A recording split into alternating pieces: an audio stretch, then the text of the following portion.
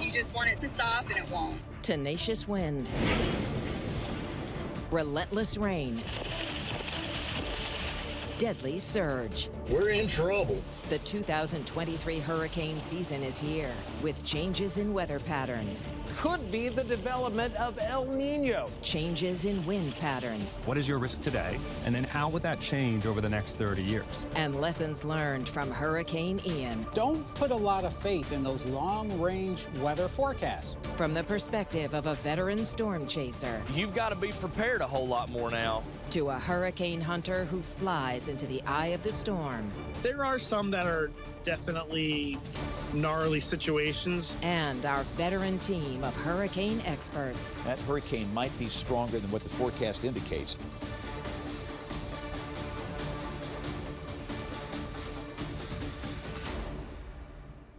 Hello, I'm meteorologist Veronica Johnson. The 2023 hurricane season is expected to be very different from recent years. Today, we're focusing in on the changes that we'll see this year. From the end of La Nina to new updates from the National Hurricane Center. We'll explain why hurricane-force winds could soon be moving further inland than ever before.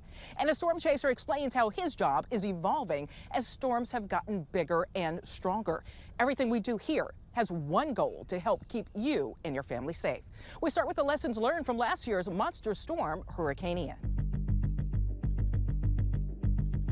But still a lot of guidance here, where the American model was more on the western side, the European model more on the eastern side. So we're still at odds with the computer model forecast. And already that push of water inland is occurring, and that's going to be that dangerous storm surge, which could be anywhere between 8 to 12 feet. Extreme wind warning has been issued. These are very rare. We're going to go back to home and not be able to recognize it. It's the sound of the river running through the bottom floor. And it was the massive storm surge that caused the most devastation and destruction. In Fort Myers, in that area where the storm surge has been catastrophic. The water rose as high as 15 feet in Fort Myers Beach, destroying 900 structures and damaging thousands more. It's completely gone. I mean, it's like it's wiped off the face of the earth. This is what Sanibel Island looked like before Ian. This is what it looked like after. You can really see the damaged causeway. Are you guys okay? In Naples, the fire department walked through waist-high water to rescue people. Trees down, motorcycles down, cars crashed into each other. The numbers are staggering. According to the National Hurricane Center, Ian was responsible for over 150 deaths and more than $112 billion in damage, making it the third costliest hurricane in U.S. history. Only recently did we learn Ian was briefly a monster Category 5 storm with 160-mile-per-hour winds before making landfall as a Category 4. You get all this stuff ready, but you really just don't think it's going to happen to you. So what lessons did we learn from Hurricane Ian? Our team of hurricane experts weighs in. I'd say the lessons we learned from Hurricane Ian are to listen to all of the warnings whenever they're issued. Don't put a lot of faith in those long-range weather forecasts. There could be changes in that forecast, but there is uncertainty, especially when it comes to the track of hurricanes. Even outside of the cone, it's very important to heed the watches and warnings and be prepared for the impacts. The National Hurricane Center did an incredible job with Ian's cone of uncertainty, yet all public eyes were on a Tampa landfall 24 hours out. My friends in Southwest Florida would tell you today that they were surprised by the sudden evacuation orders that came for them on too short notice to act and leave. But what if Ian's path didn't shift? What if it slammed into Tampa Bay? It's a worst-case scenario that has only happened in a simulation. Forecasters say this storm could be one of the strongest ever to hit the Tampa Bay region. This is unfortunately the worst-case scenario unfolding for the Tampa Bay area. Phoenix is now a Category 5 hurricane with maximum sustained winds at 160 miles an hour. Project Phoenix is a doomsday exercise conducted by the Tampa Bay Regional Planning Council.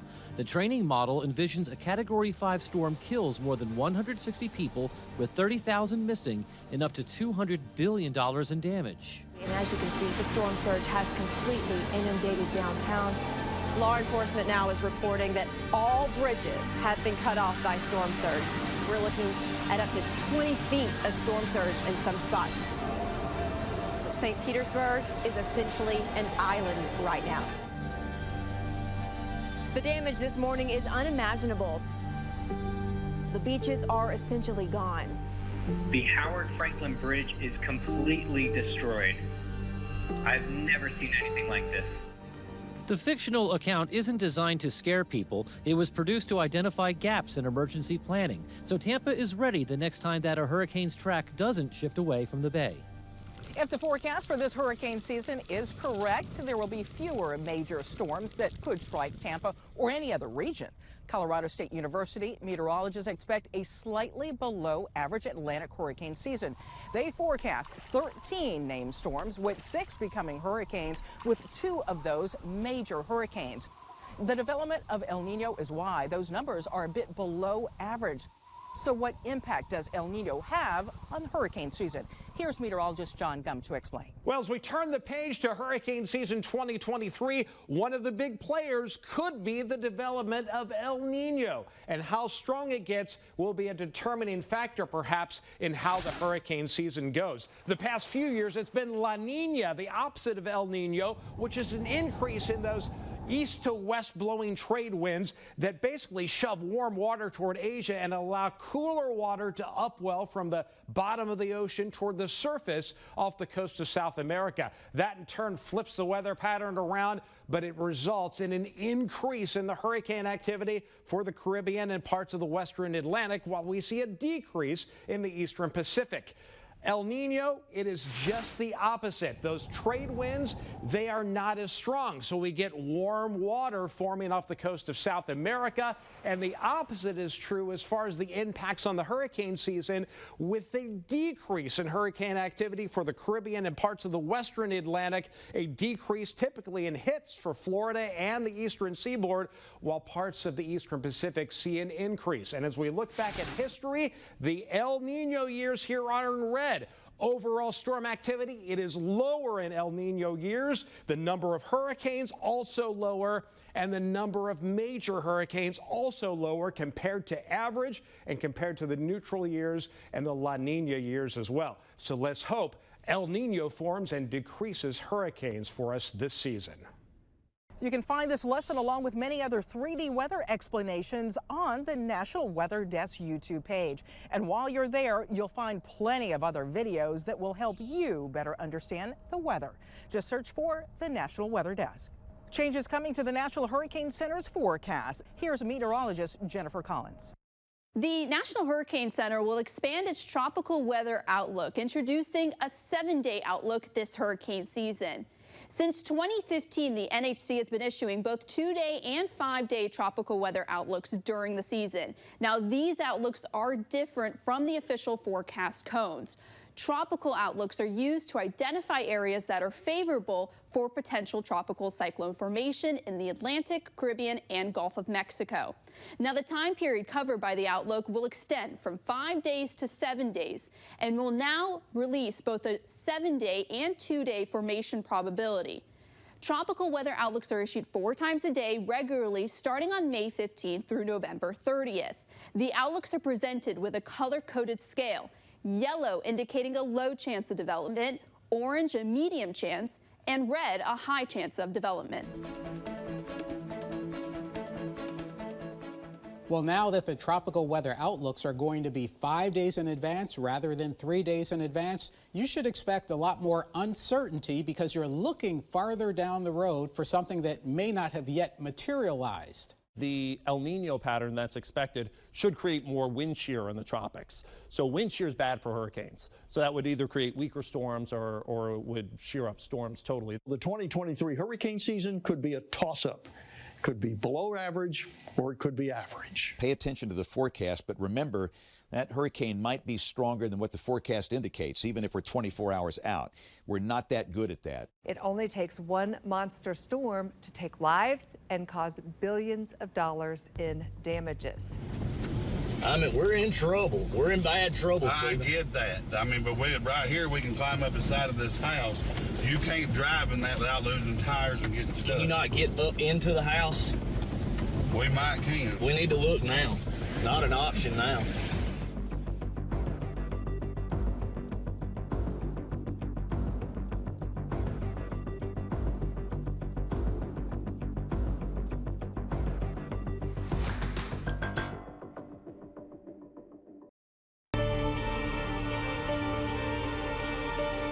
When powerful hurricanes slam into the coast, most people try to get out of the path.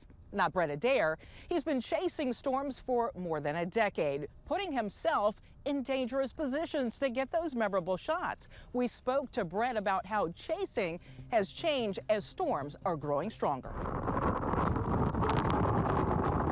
You've got to be prepared a whole lot more now. It's been a case where we've had really strong storms, especially in the Gulf and the southeast region, that have, been hammered time and time again. So being prepared and getting there early is very important. Storm chasing in general has changed due to technology. It's a lot more widespread now. You've got cellular service pretty much virtually anywhere, and that's very important when it comes to, being able to communicate and relay information such as video. And that's going to be one of the things that continues to grow and expand with time. Watching over the last 5 or 6 years, they just continue to intensify. There's not a weakening trend. It's an intensification trend as they push toward the coast, and that's very alarming for us. Hurricane Ian seemed almost like the never-ending storm. It came into the west coast of Florida and basically stalled there for a little bit just offshore. Utter devastation down in Fort Myers Beach on Sanibel Island that the hurricane left in its wake. Here comes the surge. We're gonna have to go back. Hurricane Michael was crazy for us. We're in trouble. We're in bad trouble, I Stephen. get that. Michael was a reality check because it doesn't matter how long you've been doing this, you better have multiple plans of action when, proverbial issues occur.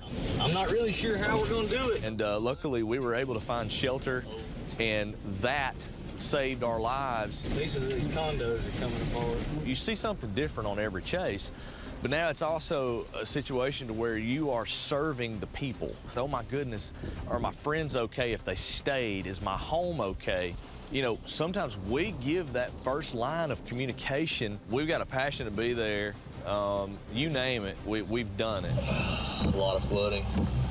We plan, we prepare, we have teams, we have people that are also on the ground just outside of the disaster zone, so that if we need some type of assistance, we've got that. We have internet communications, satellite communications that allow us to get these video transmissions back. What you see through the human eye is the most important thing in one of these weather situations. You have to be on guard for anything. Be prepared for everything. And last but not least, when it's time to evacuate, take those orders seriously and get out. We post many of Brett's weather videos as we get them on the National Weather Desk Facebook page. Just search for the National Weather Desk. In the near future, folks like Brett may not have to go to the coast to experience hurricane-force winds. As storms get stronger, millions of people living inland could be at risk. Meteorologist Emily Gracie looks at the impact of this changing landscape. When it comes to hurricane impacts, we often hear the advice, run from water, hide from wind. According to a recent study, a lot more people are going to be hiding. A report titled Worsening Winds says 13.4 million properties in the United States will be newly exposed to hurricane winds, many of them well away from the coastline. The reason? Hurricanes are getting stronger. So what we're actually seeing is in 30 years, this kind of almost a belt that moves inland of homes that would be exposed to tropical storm speeds or higher that never would today. Matthew Eby is the founder and CEO of First Street Foundation, the nonprofit that released the report. They used a new kind of climate modeling tool to produce these projected wind impacts. Hurricanes are so sparse in the historic record that goes back to 1900 that you don't actually get enough observations to understand how likely landfall is to happen. There's just not enough of the higher end, the major hurricanes, to understand the likelihood that you might be impacted by one of these. So instead of looking at limited historical data, they've created synthetic hurricanes using current atmospheric conditions to model what could happen. So what is your risk today? And then how would that change over the next 30 years? The other major change to expect in the next few decades is in hurricane tracks. And so because they're moving what's called poleward, they're changing the impacts in the areas of places like Florida, where the really, really high risk, high value real estate in Miami-Dade County is decreasing slightly and moving into places like Jacksonville, which is also a big city and very high value real estate. And while the focus of the study was wind, it is important to remember the deadliest hurricane hazard, water. What we're trying to get to and what we'll be focusing on next year is these compound events. So coupling our models and then saying, what is the likelihood of these things together and what does that impact to your structure? Ebby says the answer lies in infrastructure. How are we building in these high-risk places? You really need to think long-term, and that means not just today's risk, but how is that going to change in the future? The warmer the water, the stronger the storms can become. Likewise, if they're stronger, it'll take longer for them to weaken as they move inland. The impact zone of these major hurricanes may well expand way further inland, impacting locations that have been outside of the hurricane zone. There's been a couple times where I've been on flights where we've kind of got caught in an eye wall where we couldn't get out of it.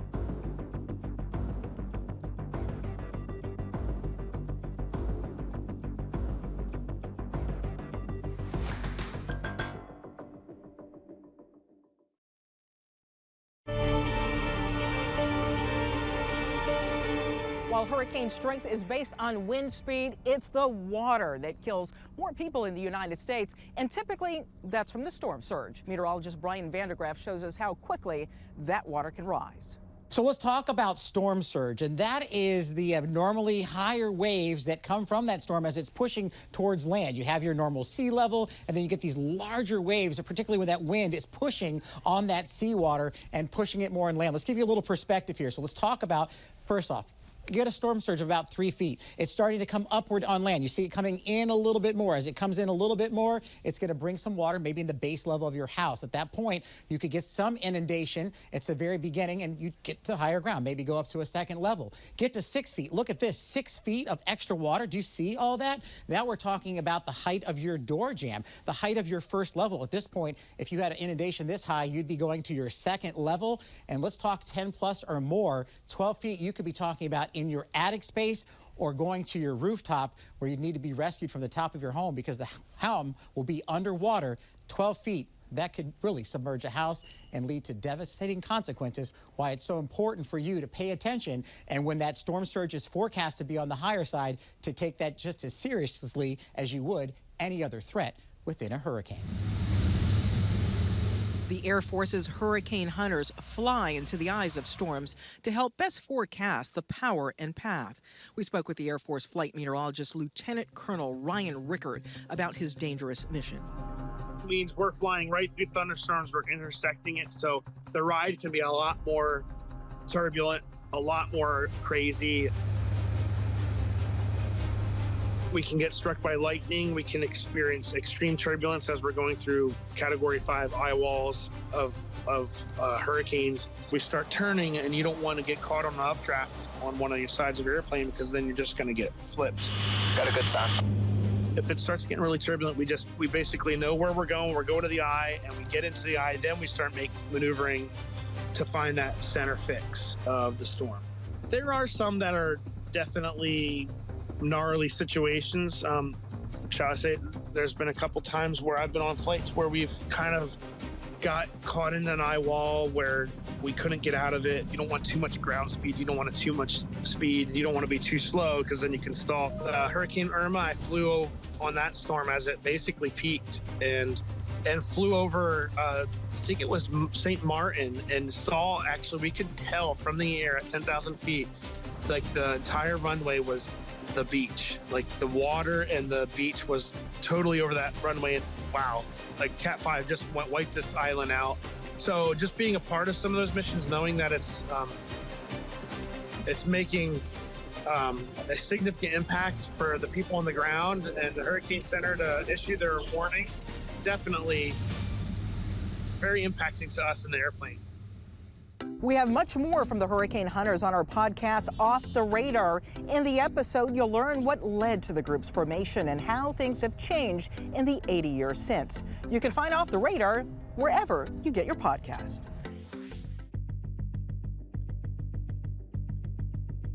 We have to make sure that we take evacuation orders seriously so we have enough time to get out, because that's really the only way to save yourself when you're faced with such a devastating storm surge in excess of, say, 10 feet. Emergency crews may not be able to assist you during and even after a storm if roads and waterways are still blocked. If an evacuation order is called, it's because the storm surge does have the potential to threaten your life and your property, and you need to get out.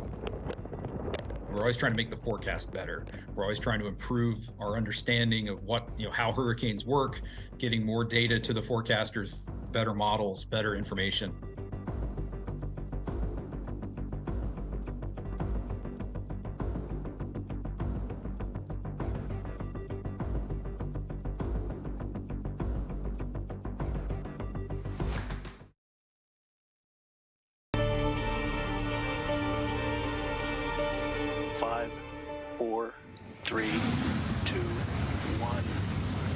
There are new eyes in the sky to improve hurricane forecasting.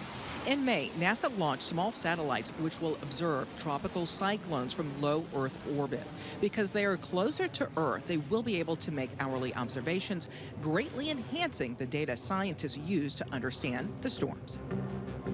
The National Hurricane Center will certainly be using that data, and this year they have a new director. We spoke with Mike Brennan about his new job and his mission at the Hurricane Center.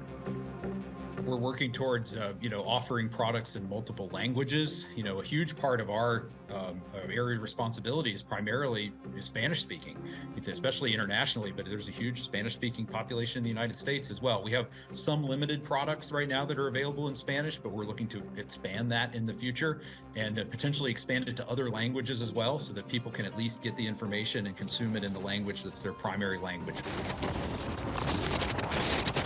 There's huge generational differences in how people get information, from television to social media to your phone to the computer.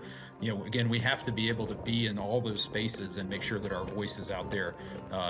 We need to reach underserved communities, historically underserved communities, and make sure that we're going and doing outreach and education in those areas in the United States and also internationally. Even if it's an otherwise quiet season, there can still be impactful storms, there can still be major hurricane landfalls. Risk is there, and people have to prepare for the season regardless.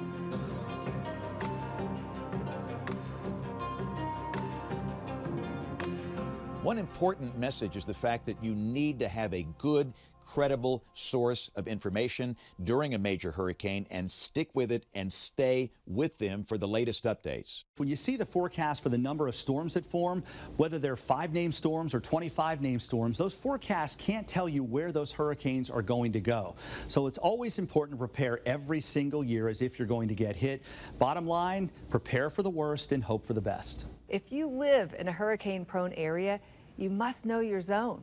You need to know your flooding risks, pay attention to surge and flood warnings, and evacuate if told to do so. There are going to be day-to-day changes. Don't just lock in on the forecast that makes you feel good, and don't lock in on the first one you heard.